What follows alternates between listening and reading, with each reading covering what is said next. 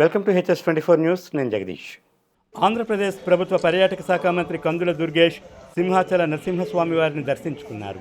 ఇతనికి ఆలయ కార్యనిర్వహణాధికారి కె సుబ్బారావు ధ్వజస్తంభం వద్ద ఆహ్వానం పలికి ఆలయ అర్చకులు, వేద పండితులు నాదస్వర వేదమంత్రాలతో స్వాగతం పలికి స్వామివారి కప్పస్తంభం ఆలింగనం, తదుపరి స్వామివారి దర్శనం అనంతరం వేద పండితులచే వేద ఆశీర్వచనం అందించి ఆలయ కార్యనిర్వహణాధికారి స్వామివారి శేషవస్త్రంతో సత్కరించి స్వామివారి చిత్రపటం ప్రసాదాలను అందజేశారు.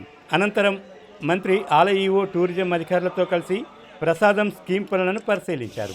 వీరితో ఆలయ executive engineer Srinivasaraju, tourism EE Ramana, AEO Anand Kumar తదితరులు ఉన్నారు.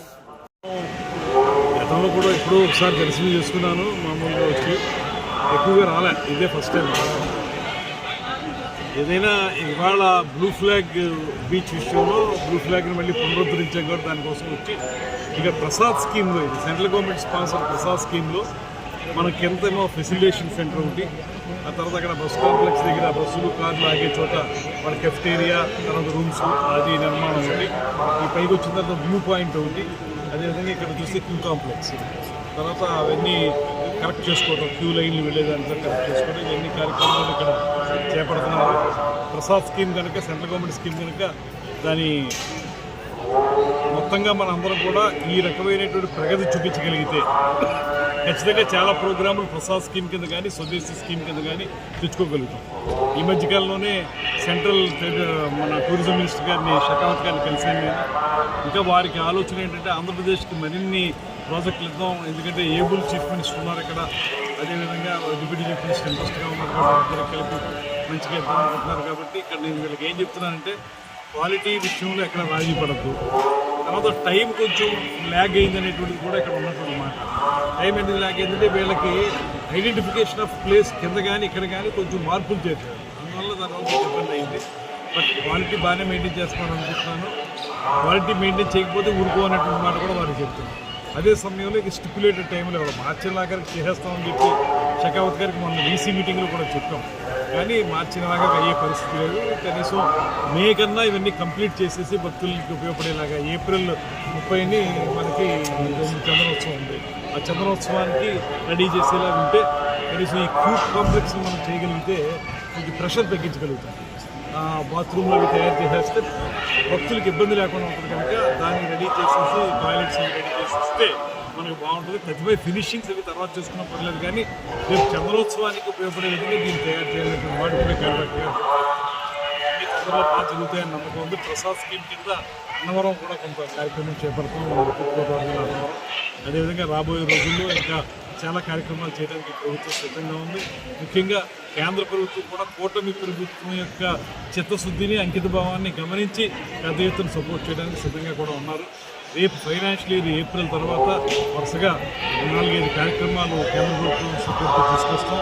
అదేవిధంగా ఇక్కడ కూడా నేను ఈ మధ్యకాలంలో వైజాగ్లో ఒక ఇన్వెస్టర్స్ మీట్ పెట్టాను. ఎందుకంటే పబ్లిక్ ప్రైవేట్ పార్ట్నర్షిప్ తోటి మనం చేయాలి, గవర్నమెంటే చేయలేదు కాబట్టి అన్నీ చాలామంది ఇన్వెస్టర్స్ వచ్చారు. ఒక 8 MOUలు కూడా చేసాం. అదేవిధంగా రాబోయే రోజుల్లో మరిన్ని చోట్ల బ్లూ ఫ్లాగ్ని కూడా తీసుకురావడానికి ప్రయత్నం చేస్తాను.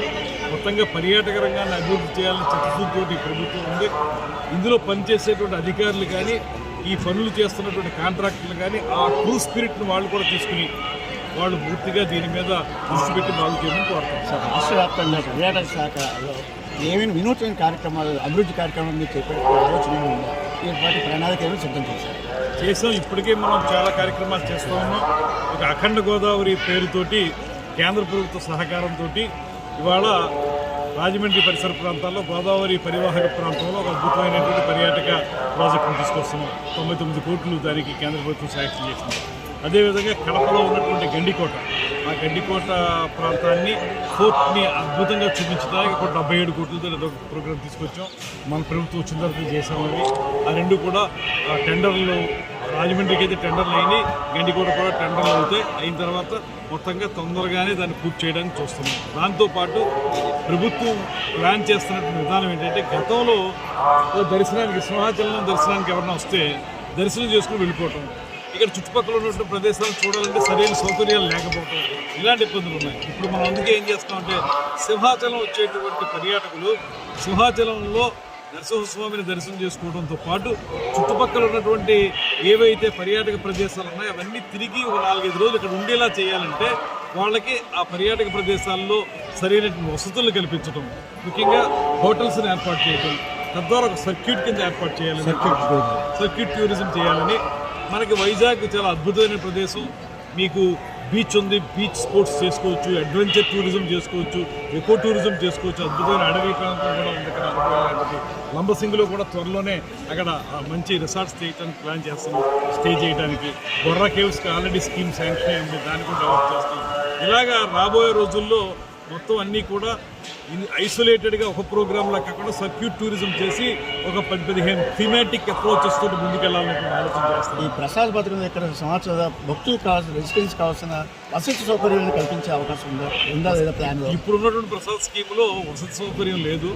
ఇక్కడ క్యూ కాంప్లెక్స్ కింద ఉండేటువంటి ఫెసిలిటేషన్ సెంటర్ దగ్గర మీకు వచ్చిన భక్తులు బట్టలు మార్చుకోవడానికి, స్నానాలు చేసుకోవడానికి ఆ సెంటర్ ఉంది, అది ఉపయోగపడుతుంది. అదేవిధంగా ఇక్కడికి వచ్చి కొంచెం ముందుకు వచ్చి కారులో వచ్చిన తర్వాత కింద మనం అక్కడ తయారు చేస్తున్నటువంటి సర్క్యులర్ ఇది ఏదైతే ఉందో అందులో మనం వాళ్ళు కెఫ్టేరియా ఒకటి పెడుతున్నాం, వాళ్ళందరూ రెస్ట్ తీసుకోవడానికి పెడుతున్నాం. కాబట్టి పెద్దగా అది అవసరం ఉండకపోవచ్చు. ఇక్కడ భవిష్యత్ అవసరాలను బట్టి తప్పనిసరిగా వేరే స్కీమ్లో పెట్టి చేస్తాం. ఈ ప్రసాద్ స్కీమ్ వచ్చిన ఇబ్బంది అనేది కింద కానీ ఇక్కడ కానీ ముందనుకున్న ప్రదేశాలు వేరు, ఇక్కడికి మార్చి ఇంకో ప్రదేశాల్లో పెట్టవలసి వచ్చింది. దానిలో కొంత జాప్యం జరిగింది, కానీ మనీ ఫ్లోకి ఏ రకమైన ఇబ్బంది లేదు. సెంట్రల్ స్కీమ్ ఏం లేదు, ఫండింగ్ రెడీగా ఉంది. మొన్న వీసీ మీటింగ్లో కూడా షెకావత్ గారు కంప్లీట్ చేస్తే ఫేజ్డ్ మేనర్లో డబ్బంతా ఇవ్వడానికి సిద్ధంగా ఉంది. అదే చెప్తున్నా, కాంట్రాక్టులకు డబ్బు గ్యారంటీ ఉంది కాబట్టి మీరు తొందరగా పనిచేయండి, భక్తులకి సౌకర్యం ఉండేలా చేయండి. రేపు చందనోత్సవం అంటే లక్షలాది జనం వచ్చేటువంటి సమయం, ఆ సమయంలో మీరు ఇది రెడీ చేయకపోతే ఉపయోగం ఉండదు, మళ్ళీ సంవత్సరం వరకు ఉపయోగం ఉండదు. అందులో మీరు వెంటనే దీన్ని చేయండి. 30వ తారీఖున ఏప్రిల్ నాటికి రెడీ చేసి ఉంచమని చెప్తున్నాం, చేస్తారు, డబ్బు కూడా అలాగే తెప్పిస్తాం.